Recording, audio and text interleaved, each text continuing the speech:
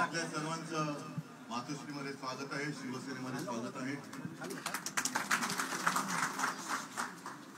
मी गेले 4 दिवस मंत्री 3 तारीख सोडली तर महाराष्ट्राच्या किनारपट्टीवरती कुटुंब संवाद म्हणून फिरत होतो, कारण मला पाहायचं होतं की मी लढतोय।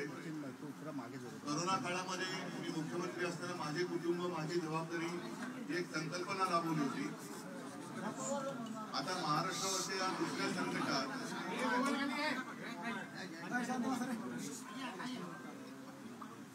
महाराष्ट्रावरती आलेल्या आणि देशावरती आलेल्या दुसऱ्या संकटात माझं कुटुंब माझ्या सोबत आहे की नाही हे मी महाराष्ट्रात फिरून पाहतो आहे।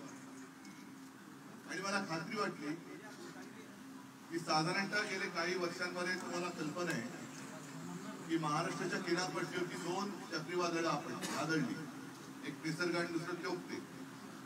पण 4 दिवसात मला दिसलं की एक वेगळं भगवं वादळ हे आता दिल्लीच्या तख्तावरती आदळणार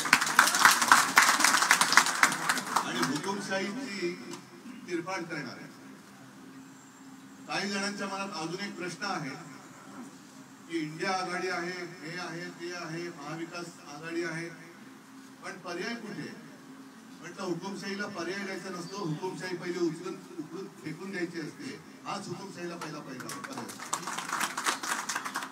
आणि साधारणतः मी आणि तुम्ही रोज अनुभवत आहोत की मातोश्रीमध्ये असेल किंवा मी जिथे जातो तिथे असेल, 4 दिवसामध्ये सुद्धा स्थानिक पातळीवरती अनेक जण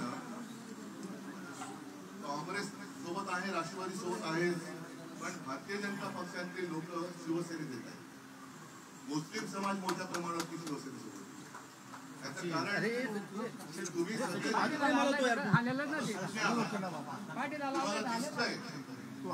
जे काही भ्रम निर्माण केला जातोय, संभ्रम निर्माण केला जातो तो खोटा आहे। मन की बात ही मनातल्या गोष्टी वेगळ्या असतात, पण जनती बात आहे ती वेगळी आहे। मन की बात पण जनताच्या संकटामध्ये आहे। 10 वर्षामध्ये जे काही तुम्ही एक गोंगळवाणा कारभार केला भाजपाने, तो आता उघडा पडलेला आहे। अनेक ठिकाणी गावागावामध्ये तुम्ही सगळेजण मोदी सरकारचा रथ अडवत आहे। मोदी सरकार कारण योजनाच पोचलेली। असं या सगळ्या खोट्या कारभाराला आता संपवण्यासाठी तुम्ही सर्वजण शिवसेनेसोबत आलेला आहात, माझ्यासोबत आलेला आहात। आणि मला खात्री आहे की आपण असं नेहमी जोरात बोलतो की संकट काळामध्ये महाराष्ट्र देशाला दिशा दाखवत आलेला आहे। याही संकटामध्ये महाराष्ट्र देशाची दिशा ठरवणार आहे आणि ती दिशा म्हणजे हुकुमशाहीला काढणे। तुम्ही सगळेजण पैठण मधून आलेला आहात, मधून आलेला आहात, पण मराठवाडा ही संतांची भूमी आहे आणि या संतांच्या भूमिकेमध्ये गद्दारीला थारा नसतो। मी जसं 2-4 दिवस रायगड मतदारसंघ फिरलो, सिंधुदुर्ग मतदारसंघ फिरलो, तसंच लवकर मी संभाजीनगर मतदारसंघात येणार आहे, जालनामध्ये पण येणार आहे, विदर्भात संपूर्ण महाराष्ट्रामध्ये या तुमच्यासारख्या अनेक कार्यकर्त्यांना भेटण्यासाठी मी येणार आहे, कुटुंबाशी संवाद साधण्यासाठी येणार आहे। आल्यानंतर विस्ताराने बोलायचं ते मी बोलतोच आणि तुमच्याकडे सुद्धा बोलेन।